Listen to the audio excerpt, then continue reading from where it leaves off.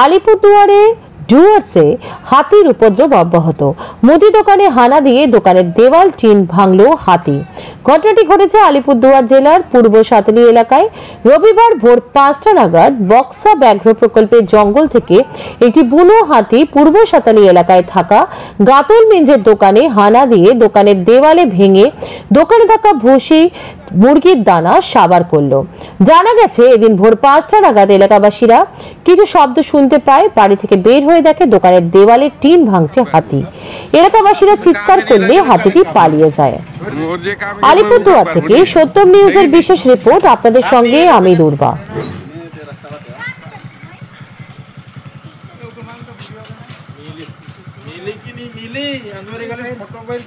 ঝাল মিষ্টি স্বাদে সুমধুর, খেতে ভালো সবার প্রিয় বাপি চানাচুর। फोन कर रहे हैं शुक्र कर यहाँ से फोन कर रहे हैं मुझे फोन करला के आगे तो नहीं खाते रहे। আর কয়টা হাতি আসছিল এবং কি কি ক্ষতি করছে আপনার? হাতি তো মোটামুটি একটাই ছিল। সকাল 5টায় আমাকে ফোন করছে এই শুক্রু পাশের বাড়িতে। ফোন করে আমি এসে দেখি যে ওয়াল ভেঙে দানা বস্তা বের করে এখানে খাচ্ছে। পুরা ফটকা এগুলা বাজায় মানে পাওয়া না। তারপর দানা যখন শেষ হলো এক বস্তা দানা খেয়ে তারপরে এখান থেকে চলে গেল। কয়টার সময় ঘটনা এটা? এটা সকাল 5টার দিকে ঘটনা। এটা 5টার সময়। এখানে কি কার কার ক্ষতি করছে? এখানে শুধু আমারই ক্ষতি করছে। কি ক্ষতি করছে? এখানে দানা আমার দানা খেয়েছে বস্তা আর লবণ অল্প খেয়েছে। দেওয়াল ভেঙেছে? হ্যাঁ, দেওয়াল ভেঙেছে। এই দুইটা ক্ষতি করেছে। আমি ফার্স্ট থেকে একটা অনুরোধ করবো যে আমার যদি কিছু ক্ষতি করলে তাড়াতাড়ি হয়ে যায়। মানে বর্ষাকালে সেগুলো টিন খারাপ হয়েছে, ওয়াল ভেঙেছে, এটা মেরামত করার টাকা তো একটু লাগবেই।